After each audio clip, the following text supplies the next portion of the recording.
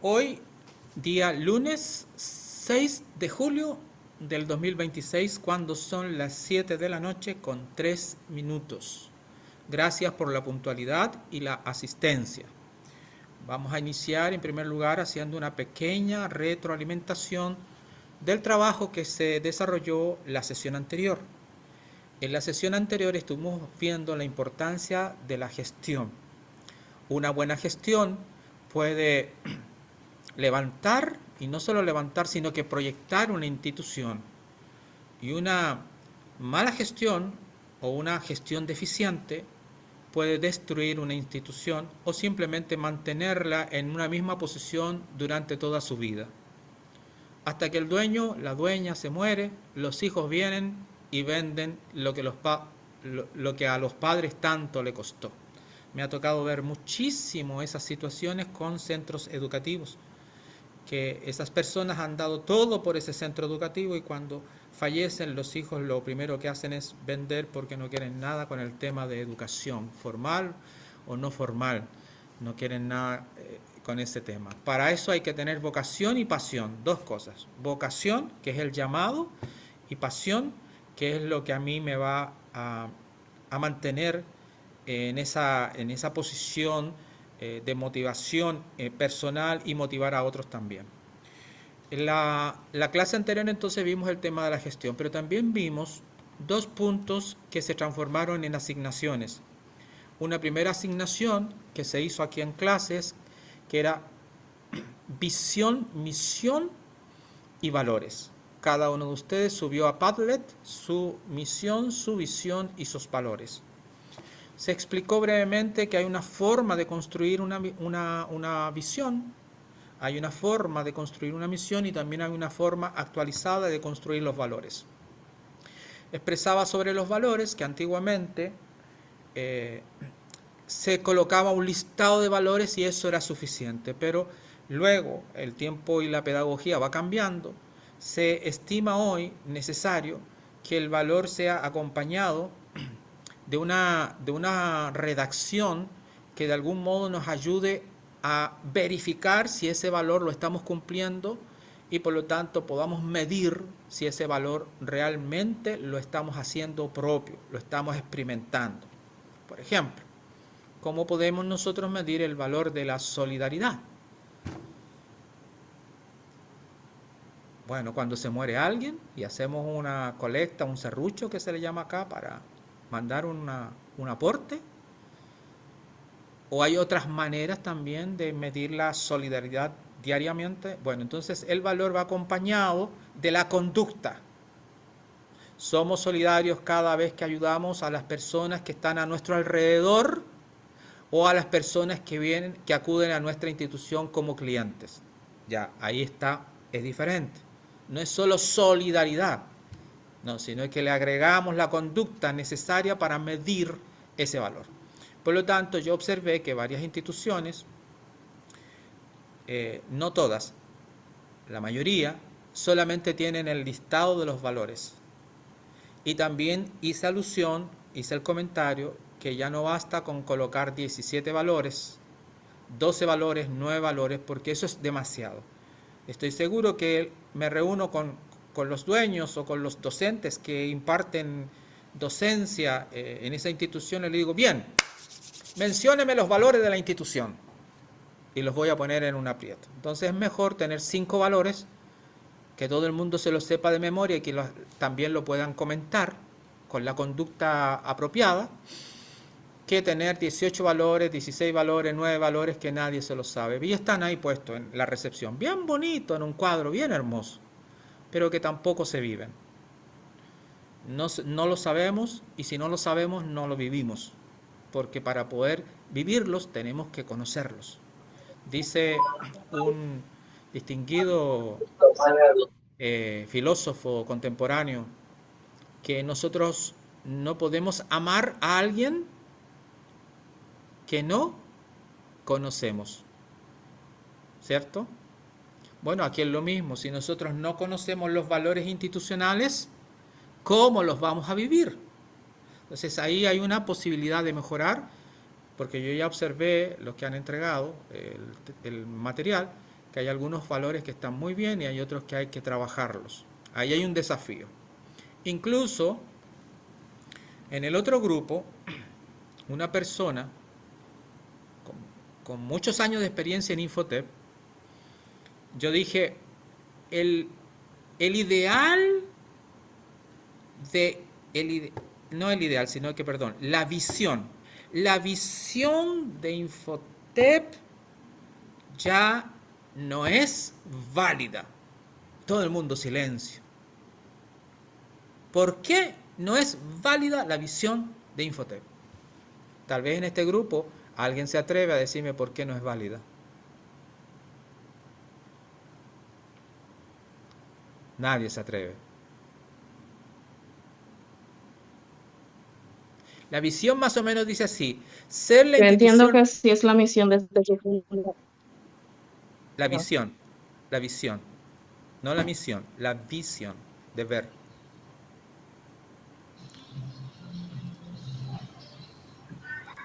Pero la visión más o menos dice así, porque estoy tratando de recordar.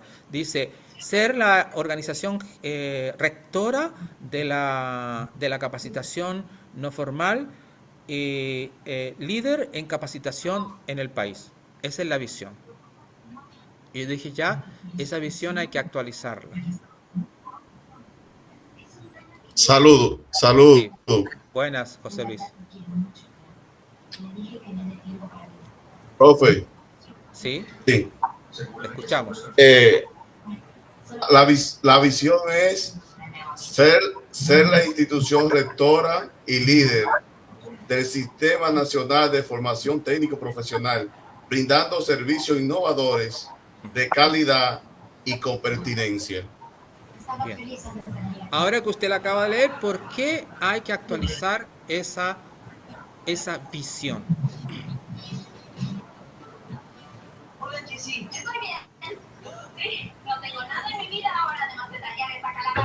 ¿Quién En puede decir algo? mi, Sí. en mi pensamiento, Ujú. no tengo ahora mismo la idea porque usted lo dice. Vamos a ver si otros compañeros pueden aportar. Eso, muy bien. Ahora a los comentarios de los demás. Sí, ahí Claudia Tejada ha levantado la mano desde Mao. Adelante. Gracias, un saludo especial para todos los colegas. Eh, bueno, vista que la visión es ese propósito hacia donde queremos llegar, es el Bien. sueño, Muy es el bien. real, ¿verdad? Muy bien. Muy bien. Entonces, el Infotec realmente ya es el organismo rector de la institución técnico profesional. Bravo. Entonces, en ese sentido, debe verificarse y ver hacia dónde más debemos llegar como institución. Muy bien, Ya eso Claudia. está cumplido. No todo el mundo llega a esa conclusión. Del otro grupo también hay una persona que es de Infotec, Sofía, de muchos años, y ella llegó a la misma conclusión tuya. Si nosotros decimos, vamos a esforzarnos para que en un tiempo determinado tengamos una casa sólida de 2 plantas, con piscina, con jardín y con parqueo, y entonces llega el momento en que nos damos cuenta que ya tenemos la casa de dos plantas, tenemos el jardín, tenemos la piscina y tenemos el parqueo, ya se cumplió nuestra visión. Y si se cumplió la visión, no podemos seguir diciendo, yo quiero tener una casa de 2 plantas. No, porque ya la tienes. Entonces, Infotep logró, a un breve plazo, logró ser la organización rectora, que lo es, y logró ser la número 1 en el país en capacitación, que sin duda alguna lo es. Porque de lo contrario, si no fuera la número 1, no, las universidades, que son las casas de estudio más altas en la educación dominicana, no estarían solicitando servicios de apoyo a Infotec. Entonces, en ese sentido, nosotros tenemos que revisar nuestra visión y nuestra misión. Ya en el caso de Infotep, ellos lo han logrado sobradamente. Ahora tienen que formular una nueva visión, tal como lo dijo la compañera Claudia Tejada. Bien, eso es para que nosotros tengamos en cuenta que todo esto se va modificando. ¿Sí? ¿Alguien quería comentar, Laura? Ah, no, estaba diciendo que sí, Bien. que ya perfecto como se estaba diciendo. Pero también, por ejemplo, comentar que en el caso nuestro como institución, nuestra visión fue revisada. Anteriormente nosotros teníamos como visión ser el centro de referencia para la capacitación en los sectores productivos. Y eso nosotros lo logramos. Dígame, José Luis. Hay muchos Maravilloso. micrófonos abiertos. Estoy intentando conectarme desde el teléfono porque la computadora mía no quiere funcionar. Ay, perdón. Entonces, tuvimos una sesión que paramos, ¿verdad? Y continuamos. En ese sentido, revisamos nuestra visión que teníamos desde el inicio y la mejoramos a no poner ser, porque lo fuimos, ¿verdad? Sino continuar siendo el centro de referencia. Muy bien. Pero hubo una modificación, ¿se da cuenta? Que primero una revisión, porque todos estos documentos deben revisarse constantemente. No solo por si se ha cumplido, en el caso de Infotec, que se ha cumplido sobradamente, sino que también cuando los documentos, estos documentos que son esenciales, la columna vertebral de una institución, se transforman en lo que los expertos denominan letra muerta. Ahí está toda la documentación, pero nunca hacemos uso, o sea, nunca lo aplicamos a la vida diaria, esa documentación, esas normas, esos reglamentos. Me ha tocado mucho en el tema de los centros educativos. Por ejemplo, los centros educativos formales, estoy hablando de los colegios o escuelas, principalmente colegios, donde me desempeño más, que ponen normas disciplinarias que tanto para los docentes como para los estudiantes, que en el momento necesario finalmente no se aplica. Por ejemplo, miren, aquel padre que no pague dentro de los primeros 15 días la colegiatura mensual o la mensualidad correspondiente, se le aplicará un 5% de aumento en el pago que va a realizar después de esa fecha. Entonces, cuando usted va a la realidad, no lo aplican. Y yo digo, ¿por qué no lo aplican? No, porque los padres se molestan y entramos en conflicto. Entonces, quítenlo. Porque ¿para qué vamos a tener una regla que no vamos a aplicar? No tiene ningún sentido. Y eso ocurre también con los estudiantes, que si comete tanta falta, será llevado al tribunal, al máximo tribunal del centro educativo, para que el centro educativo determine si va a continuar o no va a continuar al año siguiente. Al final continúa igual. Aunque ese gran tribunal determine que no, al año siguiente lo vemos en la fila ahí de los estudiantes para ingresar a clases. Entonces,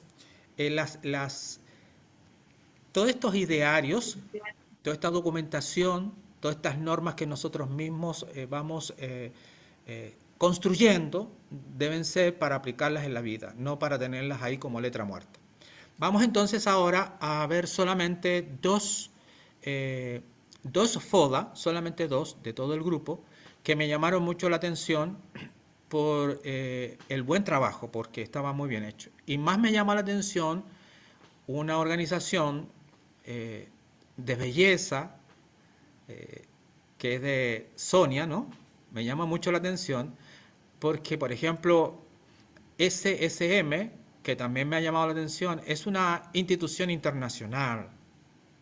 Es una institución que cuenta con muchos colaboradores, empleados, en fin, toda una estructura grande, internacional.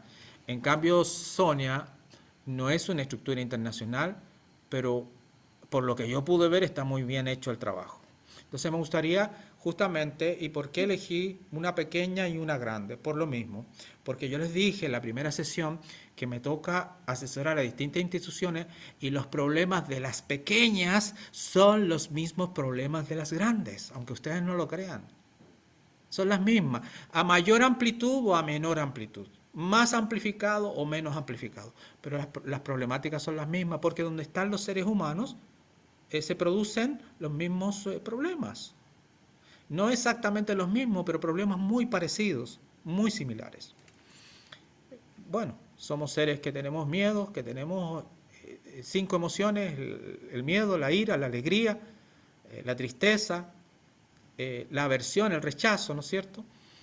Somos así, no importa que sea un coreano, un africano, un dominicano, un sudamericano, da lo mismo.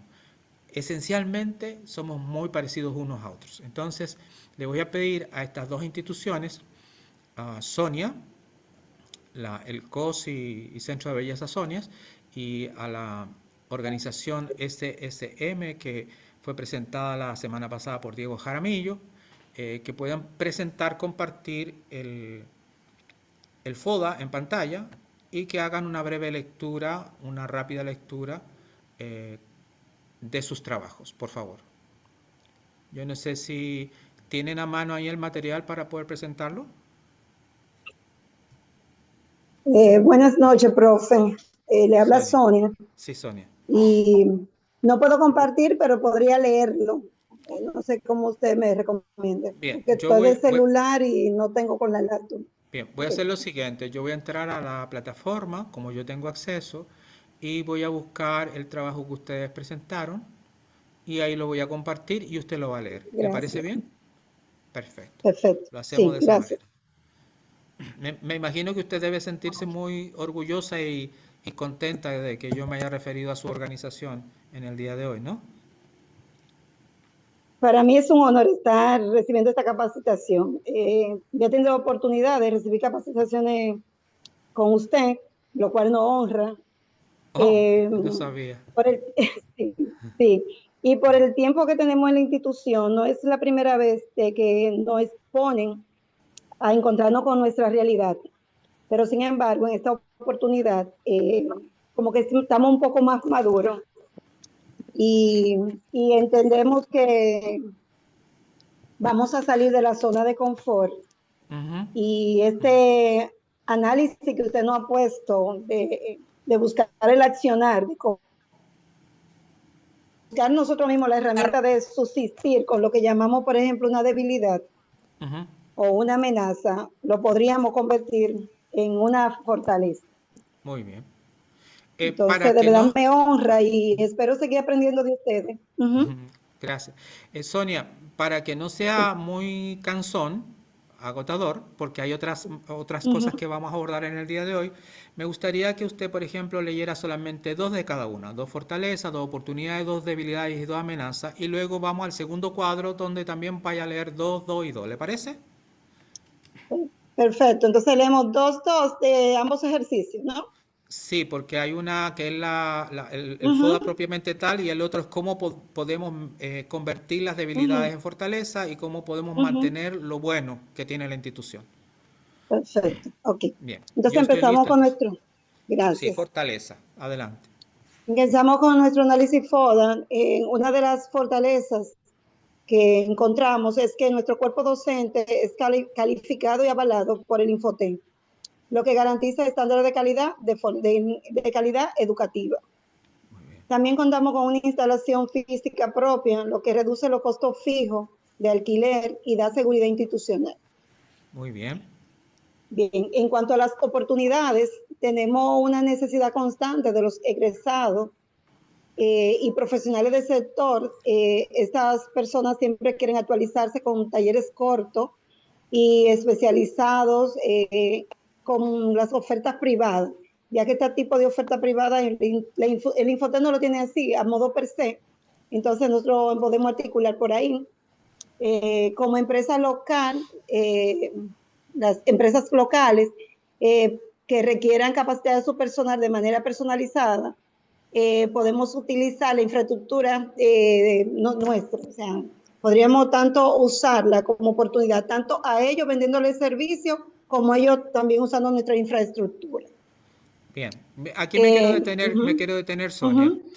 Usted en la primera parte, en la oportunidad, hace alusión a una técnica muy inteligente de optimizar el servicio al cliente, ¿no? O sea, como de generar un vínculo con el cliente. Porque mire, yo he impartido clases no solo en Infotel, la Pucamama y también en otra escuela, en una escuela oratoria, y ellos tienen la escuela oratoria tiene un sistema de mercadeo tan poderoso que, mire, soy testigo de que termina el curso de oratoria 1, porque tienen varios niveles, termina el 1, y en ese mismo momento que termina el 1, la gente dice, hay un nivel 2, yo me quiero inscribir. Entonces usted dice lo mismo, que ustedes dan un servicio y ya ofrecen otros talleres de actualización, de especialización, en los cuales la gente se comienza a inscribir. ¿No es así? Sí, es correcto. Bien. Entonces, ese es maravilloso, esa técnica que ustedes están utilizando. Sigamos con las debilidades. Bien, entonces, una de las debilidades es que el capital de trabajo restringido, cuando hablo de restringido es porque no vamos a la parte más fuerte, la contratación por Infoten, lo que frena la inversión en tecnología de punta o campañas de marketing masiva, porque cuando nos vamos por esa línea, estamos condicionados a la programación que el Infoten no puede aprobar y cuando ellos nos dan autorizaciones y cuántos cursos podamos contratar y que ellos no aprueben. Entonces, ese capital de trabajo es un poco restringido por la burocracia también a nivel de impuestos y contraloría, que hay un filtro. La siguiente debilidad que tenemos es la limitación en la cantidad de cursos, que va muy vinculado a la primera, asignado por el Infotel, lo que restringe el volumen de ingresos por la vía de contratos. Cuando es por contrato, vemos un volumen mayor. Entonces es una debilidad, pero tenemos entonces que esperar varios meses por el protocolo que la institución tiene. Una pregunta, como somos todos co, podemos hablar en confianza en un Sí. mismo lenguaje. Usted tiene dos tipos de clientes, vamos a decir. Pueden haber más tipos de clientes, pero en este caso sería un grupo de clientes que viene por Infotep y otro grupo de clientes que viene porque usted es una academia de muchos años, de mucha trayectoria, ya la conocen. Entonces, ¿cuál de los dos es el que más genera ingresos a su institución? Nosotros por el volumen de contrato y por la parte segura, menos tedioso de compra, de ingreso, perdón, es Infoten.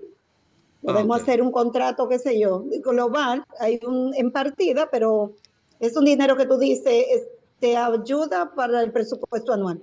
Tú cuentas de manera... El otro es a expectativa, que tanto nos enfoquemos. Como no nos enfocábamos tanto en ese cliente, por eso no hemos dejado Infoten. Pero este análisis FODA me lleva a que si hacemos un trabajo bien enfocado en el otro cliente, podemos llevar las dos cosas simultáneas, con calidad y posicionarnos quizá un buen punto. Sí, muy bien, excelente. Mire qué interesante lo que usted dijo. A veces quizás no lo dimensiona, pero el mensaje que usted entrega es el siguiente. Al elaborar esta práctica, estoy valorando la posibilidad de potenciar más este otro grupo. ¿Ves? Qué interesante lo que acaba de plantear. Vamos al último, a la amenaza. Como amenaza la carga impositiva fiscal, donde la normativa impositiva presiona los márgenes de ganancia de la microempresa en el país. Es un tema de todos, todos estamos ansiosos como sociedad y como empresarios, que es algo que estamos como ansiosos. Entonces eso es una amenaza, pero entiendo que con este FODA también se podría manejar, porque toda ley cuando sale está fresquecita. Pero ya como empresario vamos a tener que buscarnos cómo reinventarnos ante estas imposiciones. Y la siguiente amenaza es el surgimiento de nuevos centros formativos o plataformas digitales online de bajo costo que en nuestra área está surgiendo, aunque eso luego lo convertimos en otra cosa. ¿Bien? Sí, sí, entiendo. Bueno, pienso que en el tema de la carga impositiva también tiene algunas formas de resolverlas. Se puede, no se va a anular nunca porque las imposiciones existen, ¿no? Pero de qué manera nosotros manejamos esas cargas para que la carga impositiva, es decir, el impuesto que voy a pagar en definitiva, no sea el más alto, sino que sea el más bajo posible también. ¿Ok? Sonia, vamos con la segunda parte. De acuerdo, profe. Determinando las acciones que usted realizaría para vencer las amenazas, cuáles son esas del factor externo, amenaza y debilidad, y el factor interno, optimizando su fortaleza y aspecto interno y sus oportunidades y factores externos. En cuanto a la fortaleza, veo la integración continua de talento humano docente altamente calificado y con acreditación oficial por el Infotep. Asegurar el alto estándar en el proceso de enseñanza-aprendizaje y elevar el valor percibido del centro. Hacemos mucho hincapié por la calidad del Infotep y un requisito de norma del centro es que el cuerpo docente tiene que venir acreditado por la institución, no importa el área, porque Infotep no inspira la confianza de que ha pasado por un filtro, Sí, la correcto. parte humana. Y la segunda es la solidez institucional respaldada por la infraestructura física propia, lo que no elimina riesgo logístico de reubicación, minimizar los costos fijos operativos y garantiza la sostenibilidad financiera a largo plazo. Sí. Esa parte yo siento que es lo que ha podido, incluso no ha hecho un daño, porque cuando tú no tienes que buscar, tú como que sueltas. Pero las personas que tienen un local que es rentado, tienen siempre la parte de reubicación y el acto, lo que le aumenta la renta.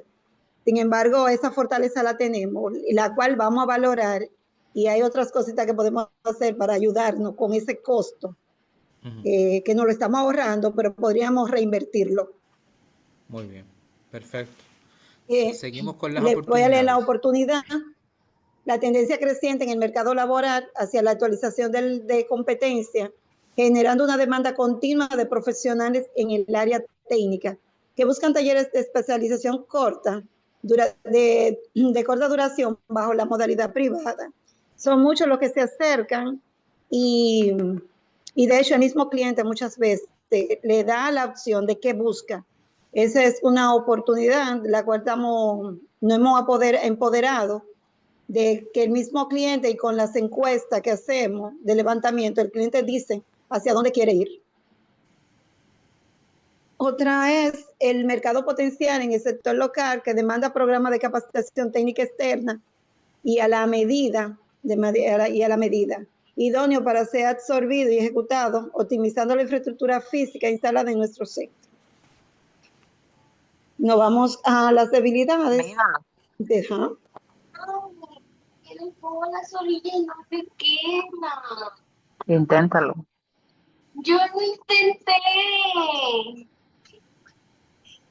Bien, Laura se abrió el micrófono.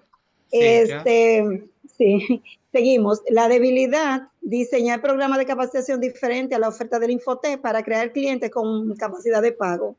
O sea, respetando la parte para que no se confunda los cursos propios de lo contratado por el Infotep. Tratamos que sean totalmente diferentes para que no haga una confusión de costo. Cuando los centros no manejan esa parte, puede darse la confusión que se está cobrando por Infotep. Entonces, nuestras capacitaciones se diferencian de duración y de nombre de las capacitaciones. También crear un ecosistema digital básico para generar autoridad y visibilidad fuera del contacto actuales. Esa parte sale porque nosotros usamos mucho lo que es el WhatsApp y el cliente que ya viene. Entonces, esa debilidad tenemos que fortalecerla con un ecosistema digital, lo cual nosotros como centro no lo hemos fortalecido.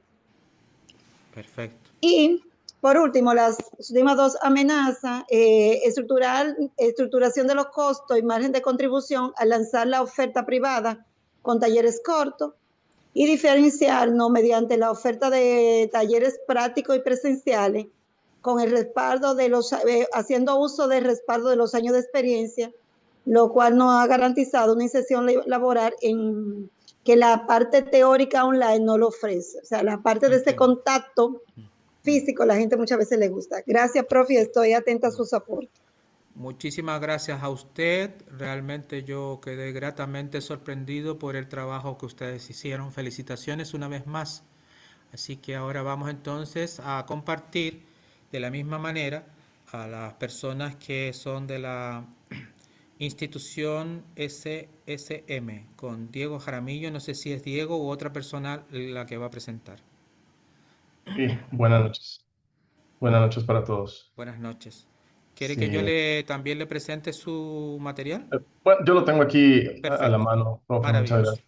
Bueno, Sí, no, primero que todo, pues muchas gracias por el comentario que usted hace sobre lo que vio. Lo que primero quiero comentar es que en el caso de la Fundación SCM, este ejercicio que yo le hice llegar o le envié a la plataforma, pues está realizado desde una perspectiva institucional más amplia, así es. tomando en consideración los diferentes programas y áreas en los que trabajamos, ¿no? Ujú. La Fundación SSM no se dedica exclusivamente a capacitación técnica, también desarrollamos programas en las áreas de salud, educación y desarrollo comunitario.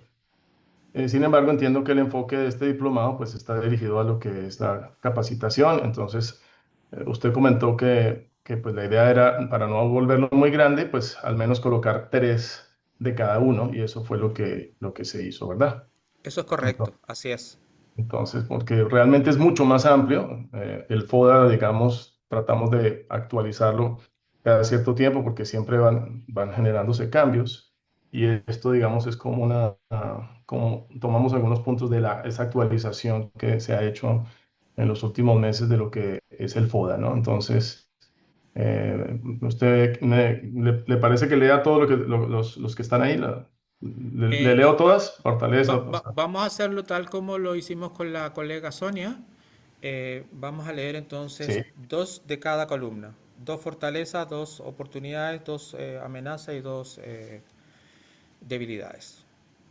Bueno, muy bien. Sí, yo había puesto tres de cada una, pero está bien, vamos a ir con las primeras dos. Entonces, en la fortaleza, pues consideramos que los más de 30 años de trayectoria que tiene la Fundación SSM de reconocimiento en las comunidades donde desarrolla los programas, la Fundación no está solamente aquí en Santiago, Ujú. que tiene tres centros, tiene dos centros de capacitación, uno en Cienfuegos, otro en Villa González, pero tiene también un centro de salud en el ensanche Bolívar, pero tenemos también unos centros, tenemos preescolares en la frontera noroeste y tenemos un programa de salud rural y bueno, son varios programas.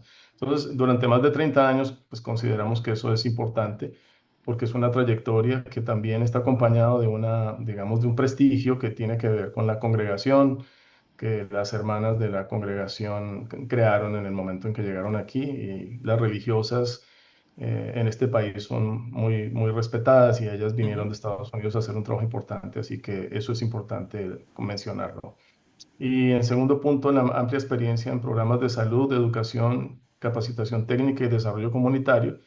Esa es otra fortaleza que consideramos que, pues obviamente por el tiempo que tenemos, la experiencia, ¿verdad? En las oportunidades, pues hay una oportunidad de ampliar alianzas con instituciones públicas, privadas y organismos de cooperación. Así Y es. eso es un punto que está incluso dentro del plan estratégico que fue presentado hace unos 6, 7 años. Es un punto muy importante, es un eje, el desarrollo para ampliar las alianzas que ya las tenemos y las hemos trabajado con instituciones nacionales e internacionales, pero siempre hay que abrir más el abanico y sobre todo porque hay algunas cosas que se cierran, entonces hay que mantenerse con estas alianzas. La segunda oportunidad, la creciente demanda de programas de formación técnica y capacitación para el empleo. Consideramos que esto es súper importante y por eso es una de las razones que tenemos en nuestra mente como el hecho de estrechar cada vez más la relación con Infotep y que esta alianza cada vez sea más importante y sea más grande porque consideramos que la capacitación técnica profesional y profesional es una de nuestras prioridades. En las debilidades, la dependencia parcial de donaciones y recursos externos para financiar algunos programas es la primera. Eso pues se explica solo, pues dependemos de un grupo pequeño de las donaciones y entonces esa es una debilidad que yo creo que no solo la tenemos nosotros, sino muchas ONGs en donde siempre tenemos que estar haciendo una fuerza grande para poder conseguir los fondos, ¿no?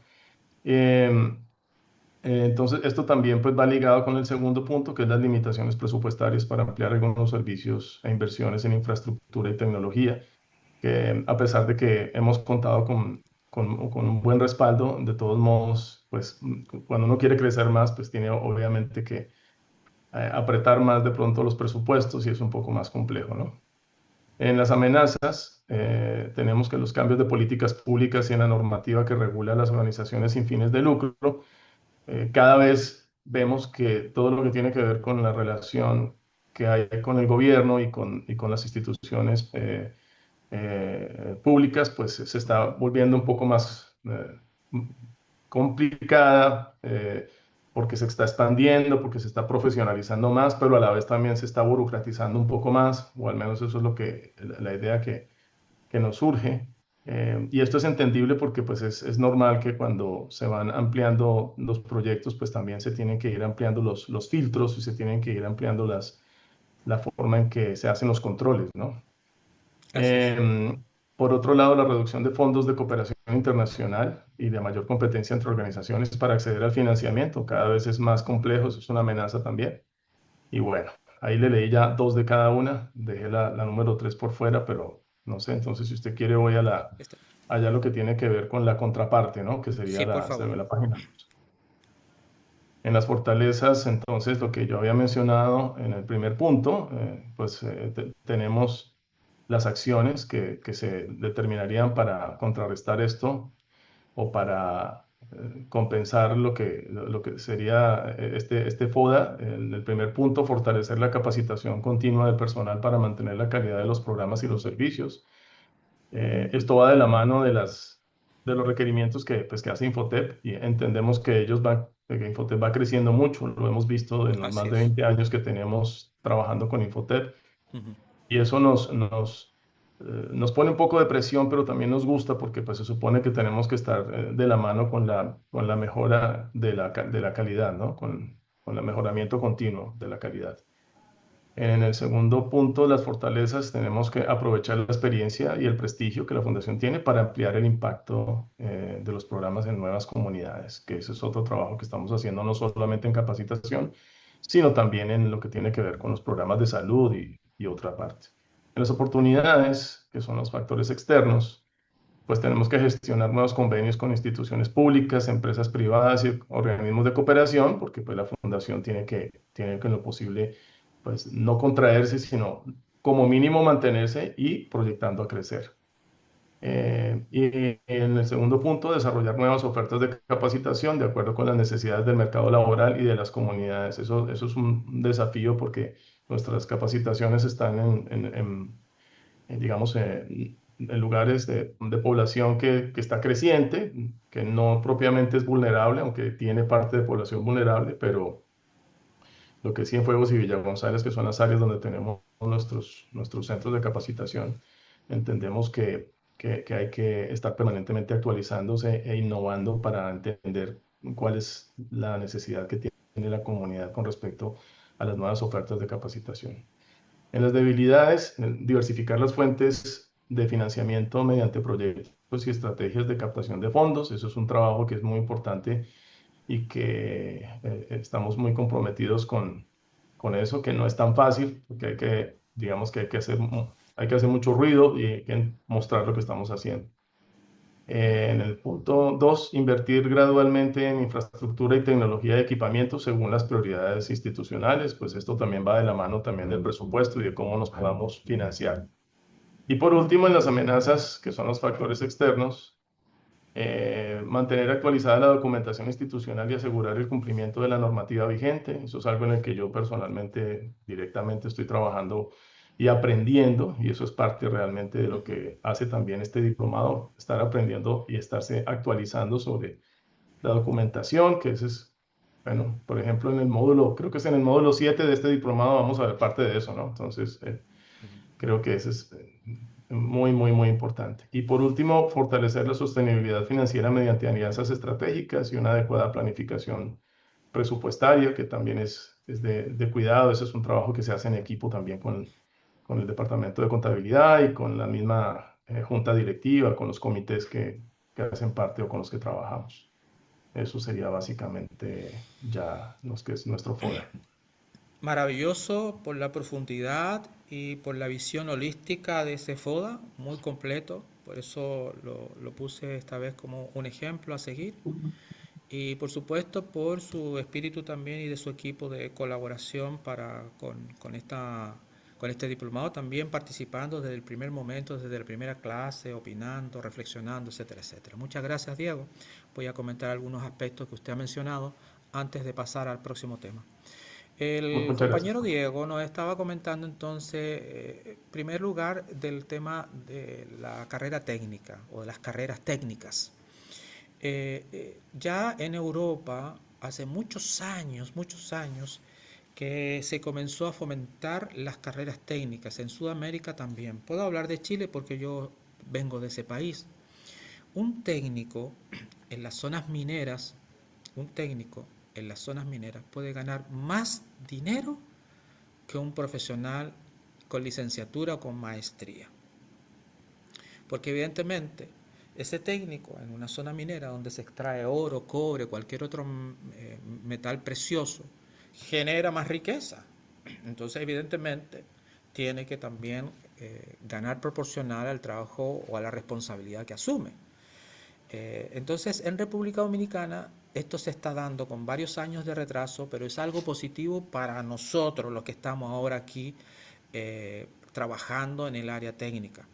Es decir, que el despertar técnico, la necesidad de técnicos en las distintas áreas y saberes del quehacer social y del desarrollo del país, significa que todas estas organizaciones, Infotep por supuesto en primer lugar y luego todos los COS que están asociados a Infotep, también tendrán una mayor demanda. Eso es algo positivo, eso es lo primero, mayor demanda técnica. Segundo elemento que mencionó Diego Jaramillo, mencionó el tema de las alianzas en 2 ocasiones. Él hizo hincapié o enfatizó el tema de las alianzas. A veces nosotros nos miramos como competencia y no nos miramos como posibles aliados. Qué maravilla sería que 2 o 3 COS buscaran una alianza donde cada parte pudiese ganar de manera equitativa. Entonces, en las alianzas debemos pensarlas desde esa dimensión, que las alianzas nos fortalecen, nos enriquecen, no nos disminuye, para nada. Hay que cambiar esa mentalidad. ¿Se acuerdan de la zona de confort? Romper, ampliar la zona de confort a estas nuevas modalidades de hacer también negocios. Bien, número 3. Diego habló de que el sistema estatal, por un lado, se está automatizando, eso no lo dijo él, lo digo yo, pero por otro lado se está burocratizando. Y evidentemente se ha burocratizado porque muchas organizaciones, especialmente sin fines de lucro, se han visto entrampadas en situaciones no muy legales o no muy transparentes. Por ejemplo, no voy a mencionar nombre por supuesto, pero sí voy a mencionar para que ustedes entiendan por qué luego los organismos del Estado ponen tantas exigencias, tantos filtros. Una organización sin fines de lucro que tiene una obra maravillosa, vamos a decir aquí en la región, ni siquiera voy a decir el lugar, en la región, para obtener recursos, como había mucha gente dominicana que estaba en el extranjero, entonces ellos crearon un sistema donde la gente de República Dominicana depositaba en la cuenta de ellos, ¿no es cierto? Y entonces la persona iba a la fundación, a la organización, y retiraba el dinero en dólares y la fundación cobraba una diferencia por el cambio del dólar, etcétera, etcétera. Entonces, ¿qué es lo que ocurre? Pasó a ser prácticamente un Bimenca. ¿Está mal? Aparentemente no está mal, aparentemente, pero se deja caer el Ministerio de Hacienda, ¡pum!, de la noche a la mañana. Y le dicen, tenemos entendido que usted está comercializando, porque hay una cantidad de dólares importante que vienen de Estados Unidos a su cuenta y de su cuenta salen y luego entran y salen. Entonces ellos muy asustados dijeron, sí, nosotros recibimos dinero de gente que está allá y luego nosotros le entregamos dinero a personas y a cambio le cobramos un pequeño porcentaje. Le dicen, pero ustedes no son una organización bancaria para hacer este tipo de transacciones. Entonces, bueno, ellos tuvieron finalmente que suspender esos envíos de dinero porque los estatutos de la fundación en ningún momento decían que podían hacer esa transacción. Entonces, cuando todos estos organismos que fiscalizan, Impuesto Interno, Ministerio de Hacienda y a veces la Interpol, dependiendo quién sea, van detectando estos errores en el sistema, ellos tienen que hacer correcciones y por eso luego se ponen más burocráticos. por las noticias nos hemos enterado que organizaciones sin fines de lucro han estado metidas en el tema del narcotráfico. No es que ellos estén vendiendo droga, pero ellos han recibido dineros, aportes de narcotraficantes y han sido traspasados a ventas de propiedad, etcétera, etcétera. Entonces también. Entonces, por esa razón, antiguamente no se exigía una declaración jurada dentro de los estatutos donde uno dice que renuncio a toda posibilidad de narcotráfico, terrorismo y no sé cuántas cosas más, porque esas cosas han ocurrido. Entonces todo el sistema se burocratiza. Lo que antes se demoraba 20 días en obtener una cuenta corriente para una fundación sin fines de lucro, hoy se puede demorar 6 meses y hasta un año. Se los digo porque yo he formado muchas fundaciones y me dedico a asesorar a fundaciones. Y con todo el conocimiento y el manejo que tengo, no importa, 6 meses esperando que abran una cuenta corriente para una fundación. Entonces, esto no es porque el Estado es problemático, sino que porque el Estado ha detectado anomalías, irregularidades y a veces hasta actos delictivos de estas organizaciones. Algunas, pero bueno, por esas algunas pagan todos los demás. Así que esos son los puntos que puedo resaltar, pero hay otros que son muy interesantes, que habla del tema de las donaciones. También hay instituciones que por muchos años vivieron de las donaciones, pero eso ha ido ya mermando, bajando. Entonces tienen que generar creativamente ideas, formas, técnicas para generar sus propios recursos y que las donaciones sean el extra y no al revés. De hecho, los centros no solo deben mirar la posibilidad de capacitar, sino que también tienen que buscar otras opciones para generar esos extras que puedan permitir una larga vida a la institución. Hemos concluido con esta parte del FODA, estas dos instituciones que generosamente han presentado su material, y me gustaría entonces abrir la posibilidad si hay algún aporte o algún comentario acerca de lo que hemos escuchado. Diego, por favor, adelante. Sí, para agregar, profe, no me quiero extender en el tema, pero creo que es importante que, ya que estamos varios cosas aquí reunidos, tener en cuenta un aspecto muy importante, como usted mismo lo comenta, sobre el tema del lavado de activos. Así mismo. Ese es un tema que pues yo también conozco bien porque yo soy de Colombia y allá en Colombia pues tenemos obviamente, ustedes se imaginarán, una situación Compleja. bastante complicada y bueno, aunque yo llevo ya muchos años viviendo aquí, pero obviamente vivo muy conectado de lo que pasa allá. Y aquí también el Centro Nacional de Fomento de las Asociaciones sin fines de lucro, que es el que nos rige a nosotros Sí, bajo correcto. la Ley 122 del 2005. Ujú. Ellos dictan muchas charlas y muchas de estas charlas están enfocadas hacia el tema de lavado de activos. Uno cree que uno no puede caer en esa situación y resulta que es más común de lo que uno cree. Tengo también la cercanía de alguien también, una amiga mía también de Colombia que tiene una empresa aquí de seguros y ella también me comenta cómo, por ejemplo, el tema de los seguros es otro foco súper importante que utilizan las organizaciones delictivas para poder utilizar el tema del lavado de activos. Entonces, simplemente recomendar y decirles que no está de más que los demás COS, si en algún momento están pensando o trabajando activamente con el tema de las donaciones, están muy conscientes del peligro que esto representa y de que estén buscando permanentemente información porque hay que cuidarse porque se puede entrar en un problema grande. A mí ya, o a nosotros, pues en la fundación ya nos han intentado meter en dos situaciones complejas, difíciles de dinero que aparentemente viene limpio de Estados Unidos y gracias al tener estas precauciones entendemos que lo primero que hay que hacer es filtrar la información. Hay unas listas que se pueden buscar que son la lista Clinton, la famosa lista Clinton y otro tipo de recursos que se pueden utilizar en la red para uno poder cuidarse de esto. Eso era lo que quería comentar. Gracias. No, gracias por la recomendación, siempre es útil cualquier recomendación. Entonces, abrimos todavía más el abanico por si hay algún comentario acerca de estas dos presentaciones que se han hecho. Si hay alguno que se siente identificado, que la institución suya va más o menos por el mismo camino o que va por un camino diferente.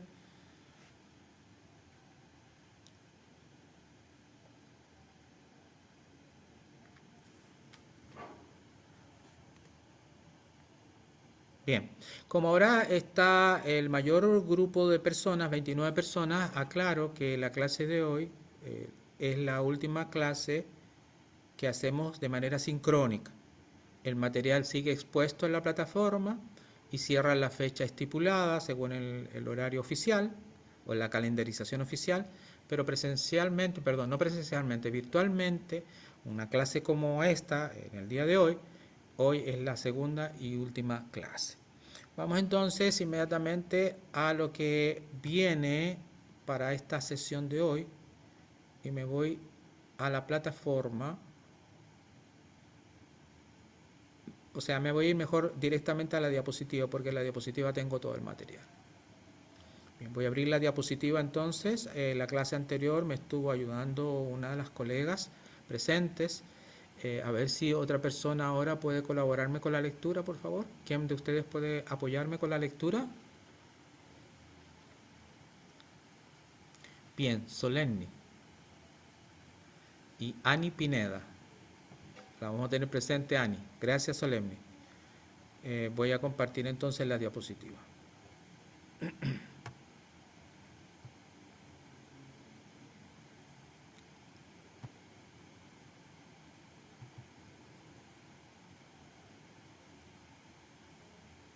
Voy a ampliarla en estos momentos.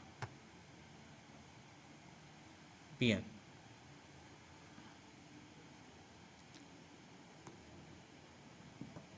Ok, muy buenas noches. Buenas noches. Probando, ¿se escucha bien? Se escucha bien, sí. Ah, excelente. Sistema. Un sistema es un conjunto de elementos o partes interrelacionadas e interdependientes que interactúan de manera organizada para lograr un objetivo común o realizar una función específica. La teoría general de sistemas, TGS, creada por el biólogo y filósofo italiano, oh por Dios, Ludwig Ludwig von von. Bertalanffy. ¿Ustedes escucharon ese Bertalanffy. motor que pasó por ahí? Está bien.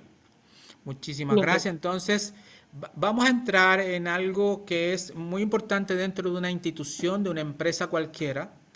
Aunque este señor es del mundo de la biología, él hizo historia porque los economistas, los administradores, toda esta gente que gerencia y prepara gerentes para grandes empresas, pequeñas y medianas empresas, eh, en algún momento tratan el tema de la teoría general de sistema, y en este caso el sistema en sí mismo. Y tal como lo oyó la compañera, este sistema, que es un sistema vivo porque está compuesto por personas, si no hay personas no hay nada, entonces tiene cuatro columnas. Y vamos a revisar entonces cuáles son esas cuatro columnas y luego vamos a hacer una práctica compartida aquí en este, vamos a decir, en este foro, por así llamarlo de una manera sencilla.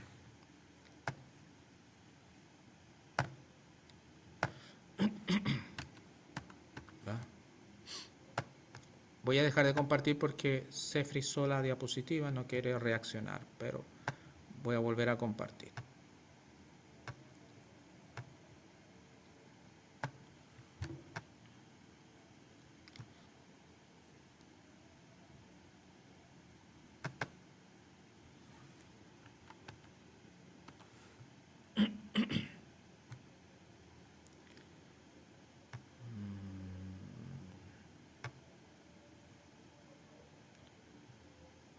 Ya casi. Tengan paciencia que ya estoy a punto de compartir.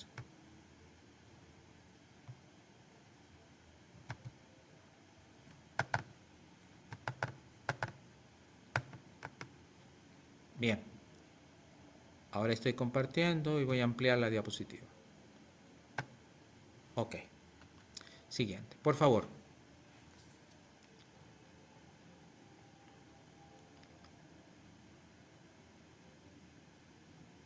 Continúe con la lectura. ¿A mí? Por favor. Ah, de acuerdo, pensé que era la otra persona. Ok. Teoría de sistema. movernos. Esta teoría se basa en cuatro elementos fundamentales que forman el circuito básico de cómo funciona cualquier sistema vivo, mecánico o social. Entonces, este va más allá todavía. Vivo, los seres humanos, pero también habla de mecánico, un motor, por ejemplo, o social. Vamos a hablar de culturas, países, ciudades, comunidades, en fin. Ahí está. Entonces, esta imagen que también la puse en la plataforma PVA, Plataforma Virtual de Aprendizaje, nos muestra los 4 puntos que sostienen un sistema cualquiera. En este caso vamos a pensar en los COS. Tenemos una entrada, un proceso, una salida y una retroalimentación. Y aquí es donde quiero que nosotros hagamos un alto para comentar sobre este proceso, esta entrada, esta salida y la retroalimentación. Pensemos en un COS, así de simple. Un COS es un sistema compuesto por personas, compuesto también por una serie de procesos y procedimientos, de unos elementos necesarios para iniciar ese proceso y también de unos productos o resultados.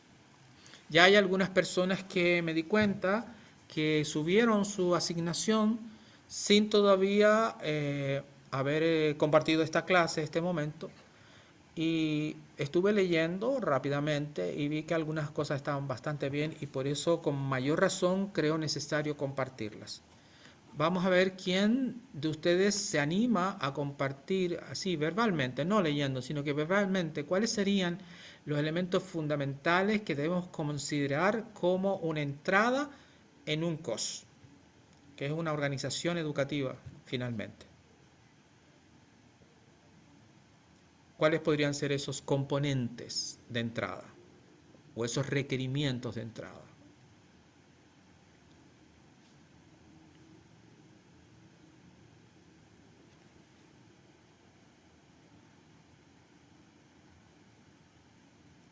Antes de que alguien se anime, o mientras alguien se entusiasma y se anima, voy a mostrar una diapositiva donde pone un ejemplo que puede ser muy ilustrativo y nos puede ayudar mucho en ese sentido. Me voy al ejemplo, ya lo tengo preparado acá y lo voy a compartir con ustedes y después de ese ejemplo entonces nos animamos a mencionar algunas situaciones de la vida real de cada uno, de cada cosa. Bien, aquí tenemos el ejemplo. El ejemplo número 1 sería una fábrica de naranjas, de jugo de naranjas, una fábrica de jugos de naranja, leche rica por ejemplo, o jugos rica. Bien. La entrada. En la entrada se van a disponer de naranjas frescas, se va a disponer de azúcar, botellas plásticas, energía eléctrica, trabajo de los empleados. Por lo tanto, vamos a necesitar empleados para poder trabajar. Entonces, esa sería la entrada. Vámonos al segundo componente, que sería el proceso. El proceso son las máquinas que lavan las naranjas, también podrían ser personas que lavan las naranjas, las exprimen, mezclan el jugo y lo llenan en las botellas. Ahí tendríamos el proceso, por lo tanto el producto final es una botella que contiene jugo de naranja. La salida serían las botellas de jugo listas para vender y las cáscaras de naranja que, según este ejemplo, se tiran a la basura, pero en otros casos no se tiran a la basura, sino que se hacen otras cosas con ese material. Finalmente, la retroalimentación sería: los clientes opinan, hablan, comentan que el jugo está muy ácido. Nos ha pasado eso, que dice, wow, qué ácido este jugo.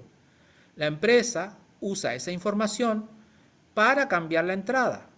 Compra naranjas más dulces y ajusta el proceso, o utiliza las mismas naranjas y le agrega azúcar sin que nos demos cuenta.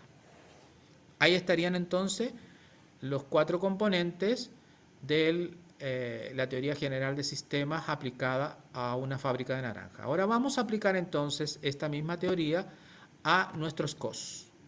Y aquí damos la palabra. ¿Cuáles serían entonces los componentes de una entrada de un COS? Sí, Ani Pineda tiene la palabra. Adelante, por favor.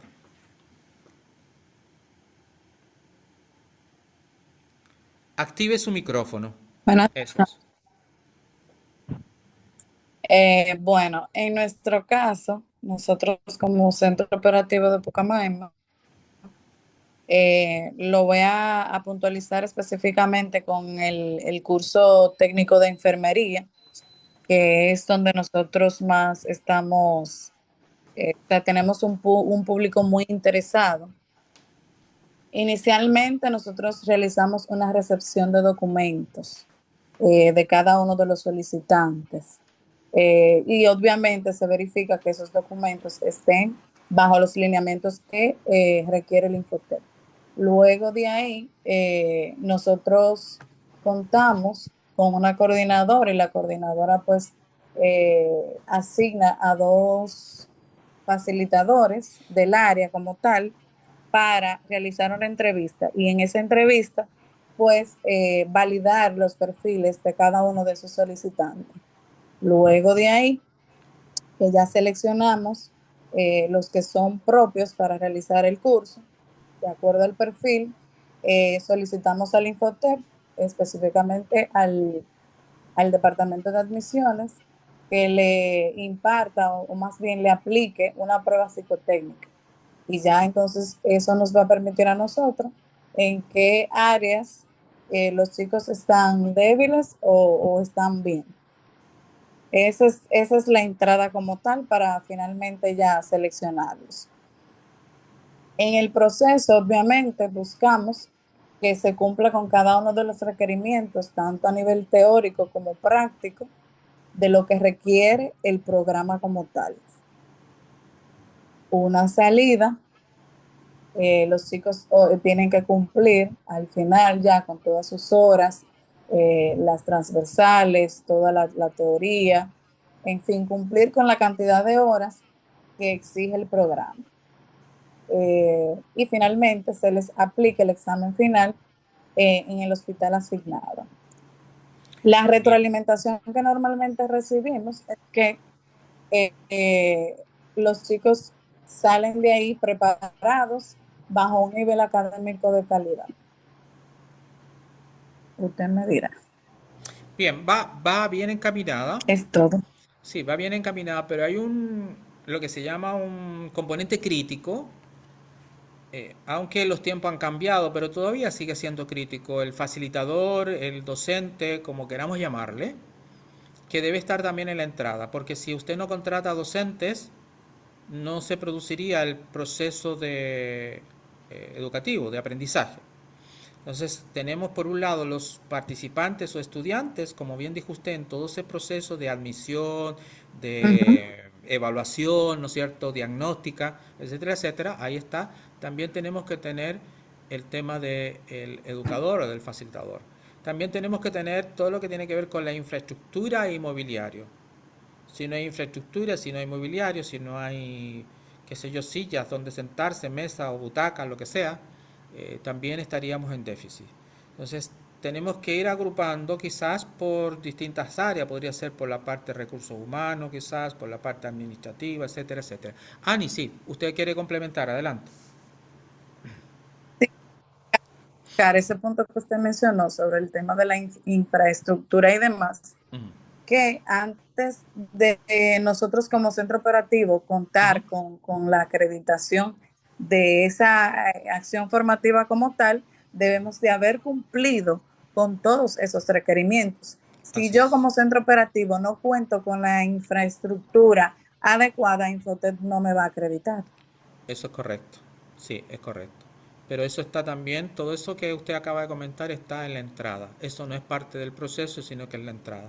Luego estamos en el proceso es, en este caso sería todo lo que tiene que ver con el proceso de enseñanza-aprendizaje, por un lado, pero dentro del proceso también está la evaluación, están las calificaciones, está también la aprobación de competencias y finalmente el producto, que es el participante con las competencias logradas.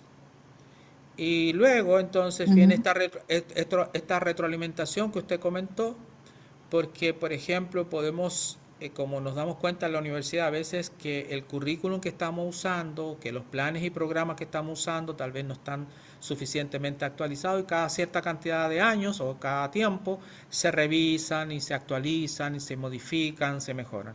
Esa sería la retroalimentación también a partir justamente de esta información que recibimos. Y entonces hay un cambio que genera, de hecho en el TEP no hace mucho hubo una modificación en los planes y programas y justamente eso tuvo que pasar por toda una revisión. Sí, de hecho Así fue. me parece que ahora mismo esta etapa, al igual que el programa como tal de enfermería de Infotep, que ya fue recientemente actualizado y tenemos que acoplarnos bajo el marco.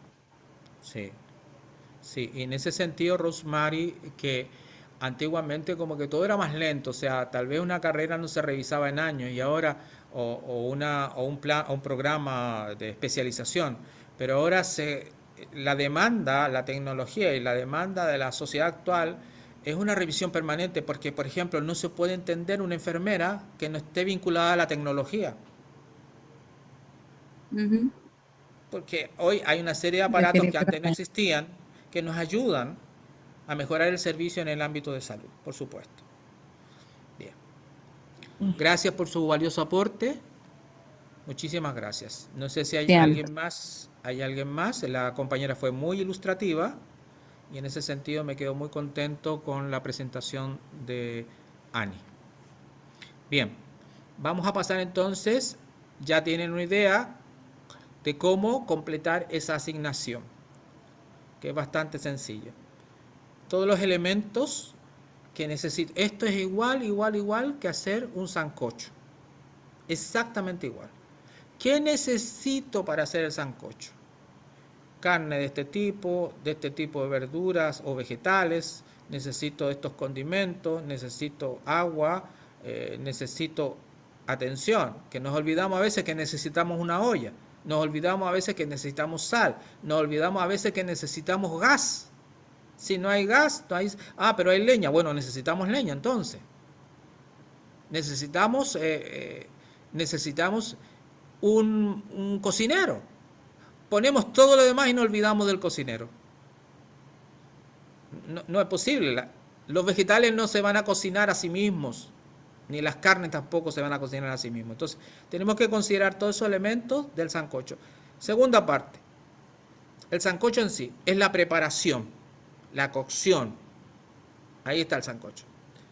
Bien, está en su punto, terminó el proceso y la salida es los platos servidos a los comensales.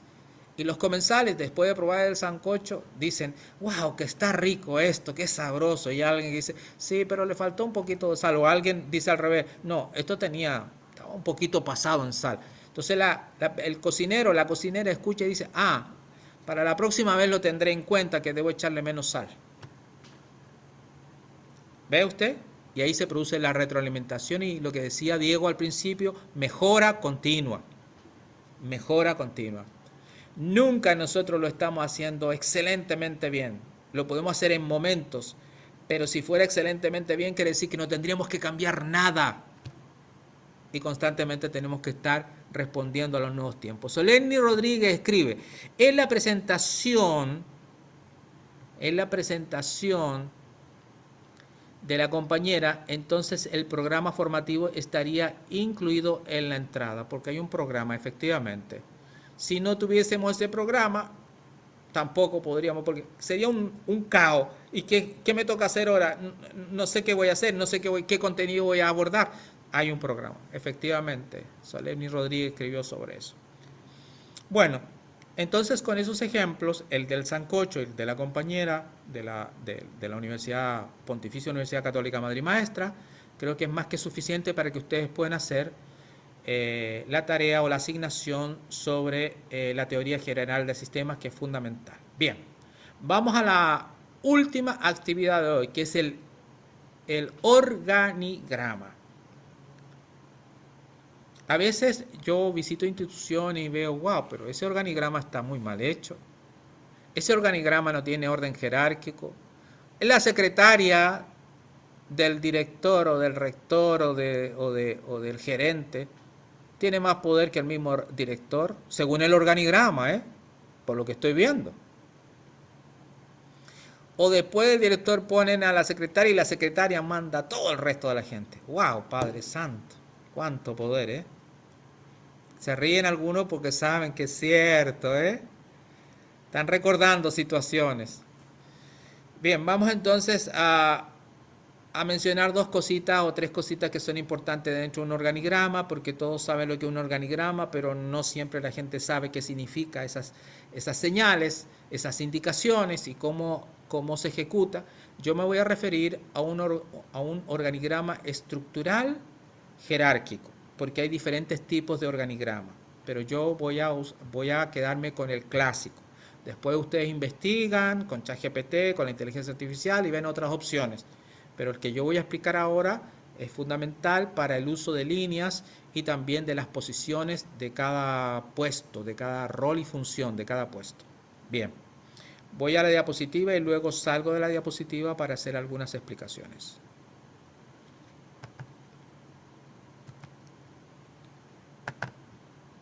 Bien, aquí estoy entonces y entramos en lo que es el organigrama. Aquí está. Como ustedes pueden observar, puse a propósito uno de Coca-Cola y de ninguna manera ni se les ocurra pensar que Coca-Cola me está patrocinando este curso, para nada. El único patrocinador que tengo en este momento se llama Infotep, contratado y pagado por Infotep, no por la Coca-Cola. Bien, lo puse porque la Coca-Cola es una institución mundial y porque se supone que la Coca-Cola, con todo el dinero que tiene, va a mandar a hacer el mejor organigrama posible. Pero bueno, aquí tenemos un organigrama que es jerárquico, pero no nos vamos a quedar en el organigrama de la Coca-Cola, porque esto es más bien una especie de portada, sino que vamos a ir a explicar antes cómo se usan la jerarquía, cómo se debe colocar los puestos jerárquicos y también para qué sirven algunas líneas. Bien, comenzamos acá.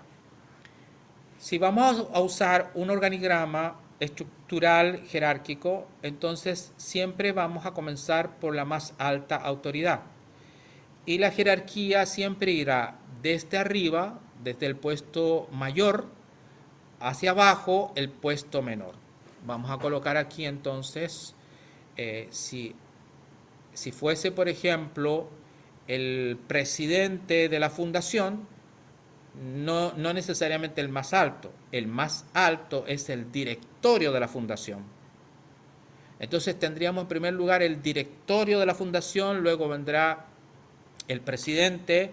A veces no hay un presidente honorífico, sino que hay un presidente ejecutivo o simplemente puede haber un gerente. Pero el organismo más poderoso sería el directorio de la fundación. Ese sería el que está arriba. Bien. Luego, si tenemos en una misma línea, ya luego voy a ir a una hoja Word para mover las cajitas y ir preguntándole a ustedes cómo podríamos formar eso y entre todos vamos a montar un organigrama. Entonces, si en una misma línea tenemos varias direcciones, por lo tanto, cada dirección tiene un director. Eso quiere decir que un director y otro director tienen el mismo nivel, el mismo rango, la misma importancia y el mismo poder. Por lo tanto, un director no puede estar sobre el otro director. Estamos hablando, por ejemplo, el director de recursos humanos, el director de informática, el director de mantenimiento. Bien, todos ellos tienen el mismo rango, por algo todos son directores. Entonces, ¿cómo ponemos a estos directores en esa línea? ¿Los ponemos a todos en la misma línea? Claro que los ponemos a todos en la misma línea, pero en cuanto al organigrama dice que debe ponerse en la misma línea siempre y cuando se respete la importancia o antigüedad y por lo tanto tengo que colocar de izquierda a derecha. Por ejemplo, vamos a suponer que el director de recursos humanos es el más antiguo en la empresa, entonces a él debería ponerlo a la izquierda. Después de ese viene el director de mantenimiento que llegó 2 años después, entonces pongo a ese. Y así sucesivamente hasta colocar a la persona más nueva o de menor importancia, aunque sea director, porque resulta que uno es director y al mismo tiempo es miembro del directorio de la fundación, entonces lo colocamos, esta importancia o antigüedad va de izquierda a derecha. Bien, aquí abajo puse 2 tipos de líneas, línea continua o llena y línea segmentada o entrecortada, da lo mismo. La línea entrecortada se va a usar en 2 circunstancias. En primer lugar, cuando la persona o las personas que están conectadas a esa línea son personas externas, es decir, no son empleados de la institución, sino que son personas externas que prestan servicios externos, por ejemplo, un asesor. En algunos casos hay contadores por iguala, ese sería externo. En algunos casos hay gente de mantenimiento por iguala o empresas de limpieza que se contratan. Entonces las colocamos bajo el mando de una de las direcciones, pero se coloca con línea segmentada, porque eso indica que no es un empleado directo. Por lo tanto, no puede recibir órdenes directamente de alguien que pertenece a la institución. Por ejemplo, contratamos una empresa de limpieza. Usted no puede despedir a ninguna persona de esa empresa de limpieza, porque no es empleado suyo. Es una empresa externa de limpieza que presta servicio a la institución. Entonces, si es así, usamos línea segmentada o entrecortada. Si fuese su empleado directamente porque usted lo contrató para hacer la limpieza, entonces tendría una línea llena o una línea normal, una línea llena, una línea completa. Esos son los detalles que tenemos que nosotros conocer. Por esa razón que cuando yo voy a una institución, miro el organigrama y digo, wow, eso no está bien, o eso está muy bien, excelente, maravilloso, aquí sí que hicieron las cosas bien, No es llegar y tirar líneas, sino que es también manejar este conocimiento para hacer un buen trabajo. Bien, voy a ir a una hoja Word para compartir con ustedes, a ver si han captado al menos estas primeras indicaciones que estoy compartiendo. Bien, ya estoy en la hoja Word. Voy a conectar entonces la pantalla con la hoja Word. Aquí estoy. Entonces voy a insertar. En insertar voy a insertar un rectángulo. Bien, un rectángulo. Y voy a colocar acá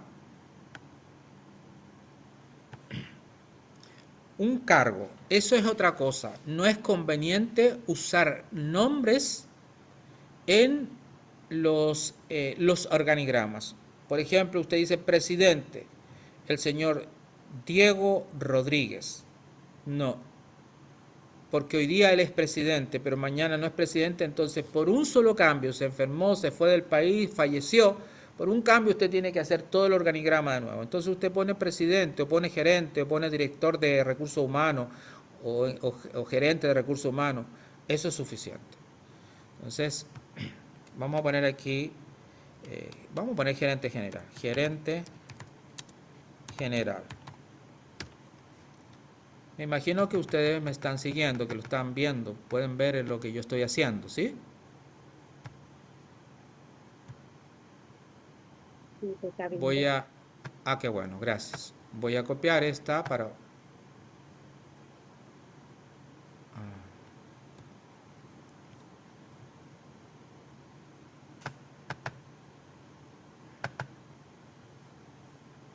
Bien, aquí copiar y pegar. Bien, entonces el gerente general tiene una secretaria.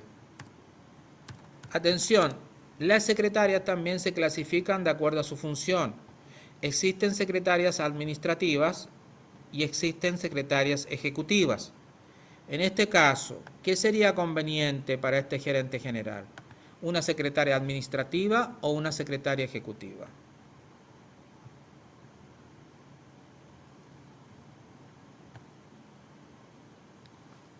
¿Secretaria ejecutiva o secretaria administrativa? ¿Y por qué? ¿Quién sugiere? ¿Sí? De Ángela Beato, ella propone una ejecutiva. ¿Por qué razón? Si otra persona puede explicar por qué razón.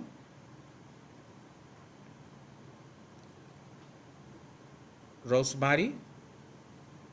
Sí, buenas noches. Buenas Es noches. una ejecutiva, estoy de acuerdo con mi compañera, una ejecutiva porque esta atendería todas las tareas que tienen que ver con la presidencia. Sí, y puede ejecutar. La administrativa no, la administrativa responde a ciertas tareas, entonces ella entrega esas tareas, pero no puede tomar decisiones para ejecutar. Por ejemplo, si el gerente le pide a la secretaria ejecutiva, eh, prepare tal cosa porque el aniversario no sé de quién, que cumple 25 años, ella tiene libertad para pedir presupuesto, tiene la libertad para decir va a venir un saxofonista a la mitad del este, tiene la libertad para proponer el catering, tiene la libertad, porque el gerente le encargó esa tarea, ella no tiene que preguntarle a nadie más, ni siquiera presupuesto, ella le tiene que informar a presupuesto y tal vez coordinar con presupuesto cuál sería el límite del presupuesto. Pero ella tiene esa libertad, por eso se llama ejecutiva. Bien, gracias por el aporte. Entonces, vamos a poner a esta secretaria como secretaria ejecutiva. Bien, y aquí entonces viene la segunda pregunta para ustedes. La secretaria ejecutiva estaría al lado del gerente. ¿Eso sería correcto ponerla al lado del gerente? Estamos hablando de un organigrama jerárquico, porque existen organigramas horizontales, pero no es el caso. Y circulares también En este existen. caso no. No corresponde. Muy bien. ¿Por qué? Porque ellos no tienen el mismo nivel jerárquico. Entonces la ponemos más abajito, ahí. Cerca de él, pero más abajo, siempre. Bien. Y luego entonces vamos a tirar una línea, nosotros vamos a tirar una línea. Entre paréntesis, los organigramas se pueden hacer de distintas maneras. Entre ellos se puede hacer a través de Word, pero también se puede hacer a través de diapositivas PowerPoint. Muy interesante, yo lo he hecho. Bueno, voy a tirar más la línea abajo porque se supone que abajo van a venir otras personas, otros cargos. Bien. Y aquí, miren, voy a tirar acá una línea.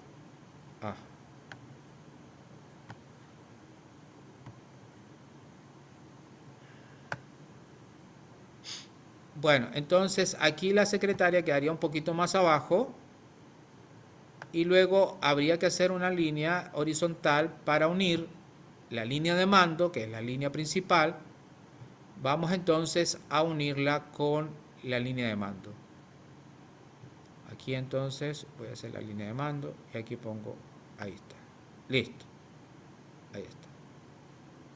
Pero resulta que el gerente general tiene un asesor externo. Bien, tiene un asesor externo. Entonces, ese asesor externo, ¿qué tipo de línea debería llevar el asesor externo? ¿Qué tipo de línea debería llevar el asesor externo? La línea intermitente. Muy bien, intermitente. Porque eso indica que él no es empleado, atención, no es empleado de la empresa. Él incluso ha sido contratado como asesor externo, pero para que alguien tenga empleado, mire, y aquí tienen que tener mucho cuidado ustedes. Ustedes deben ser expertos en tema laboral, en legislación laboral. Porque si ustedes no son expertos, van a cometer errores gravísimos que les va a costar mucho dinero. Y deben manejarse muy bien en ese sentido. Para que una persona no sea considerada empleado, se requieren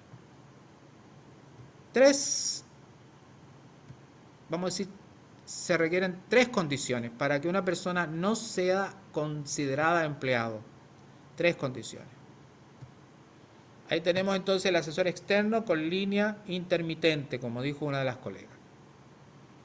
Me voy para allá. ¿Cuáles son las tres condiciones que se requieren para que una persona no sea considerada empleado?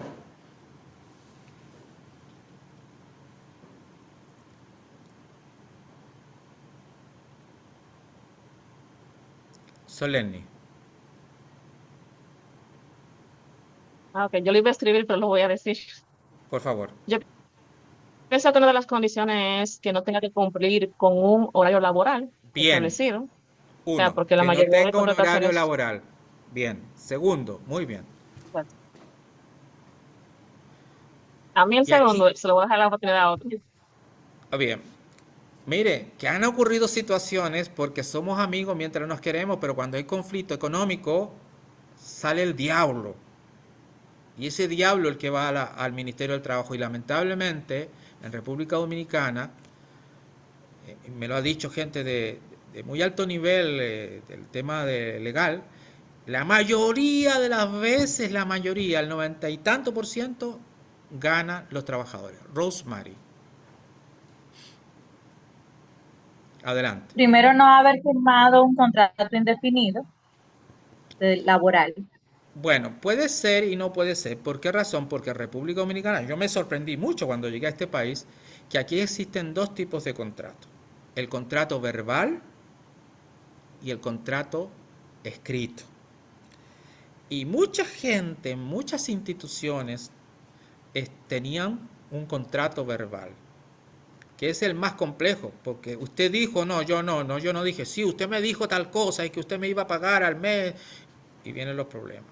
Bien, entonces, por eso digo puede ser y no ser, pero podría ocurrir que usted aún no teniendo un contrato, no habiendo firmado, sí es empleado porque usted está cumpliendo horario.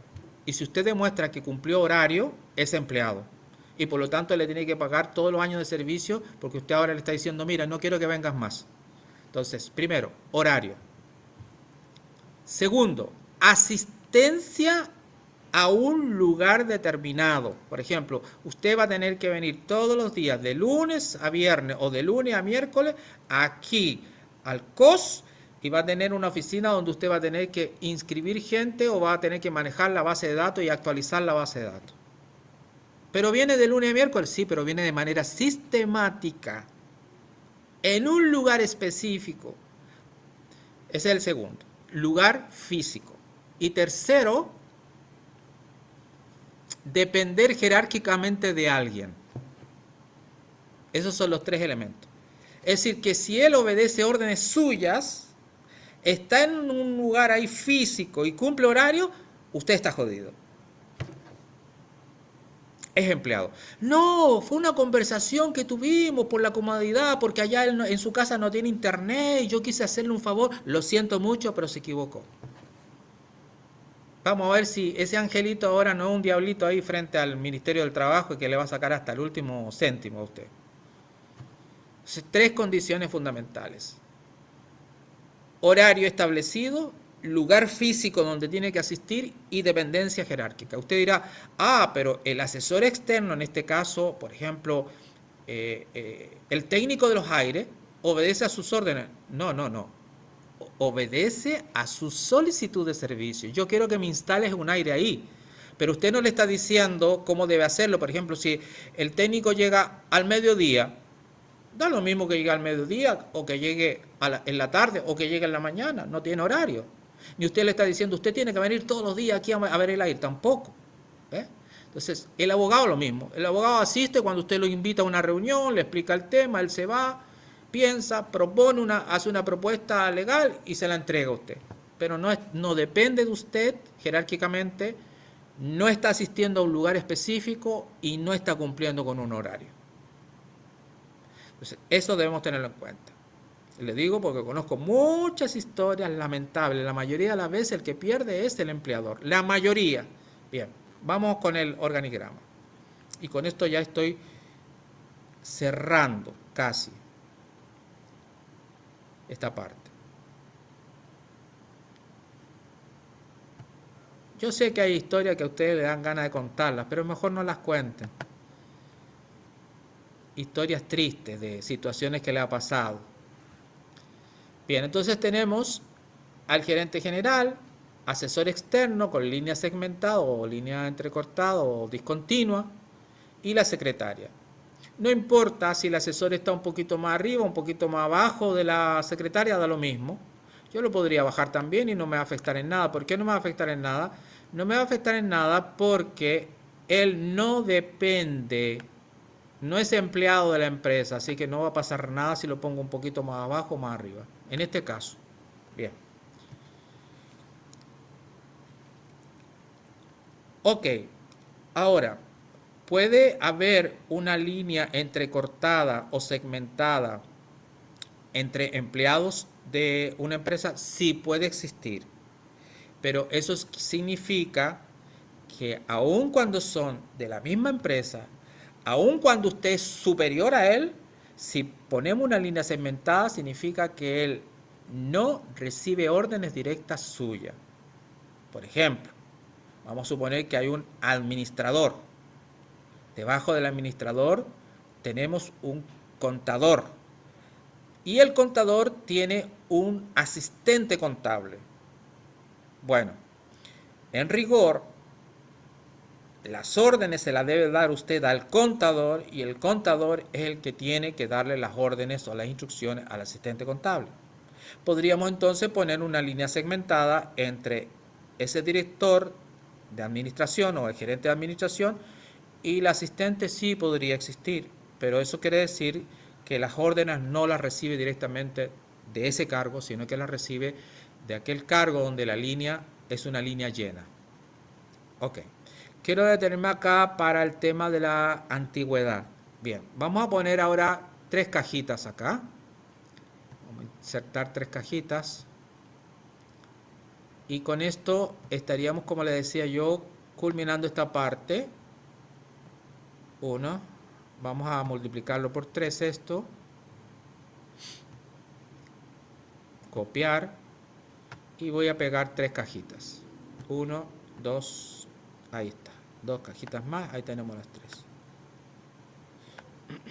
Voy a empequeñecer un poco estas cajitas. Ok. Tenemos entonces que aquí ya no nos fijemos tanto en la línea de mando, la línea principal, sino que nos vamos a fijar en el orden que deberían ir estas personas que están acá. Bien. Los 3 son directores, pero este sería director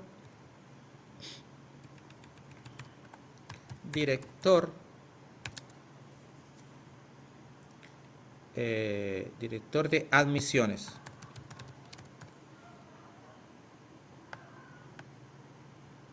Bien, director de admisiones. Aquí tendríamos el director de planeamiento. Director de planeamiento. Y acá vamos a poner el último director de recursos humanos.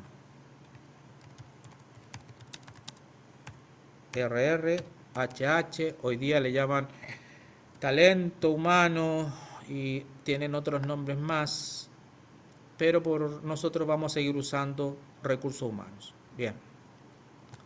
Ok. La pregunta para cualquiera de ustedes: ¿cómo yo determino el orden? ¿Cuál va primero, cuál va segundo y cuál va tercero acá en esta línea horizontal?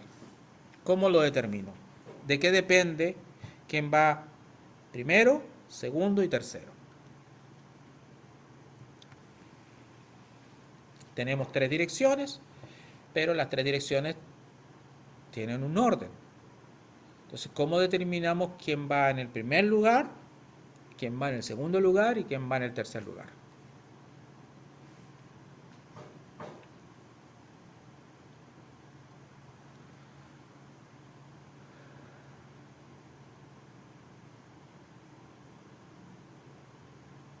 Silencio absoluto en la sala.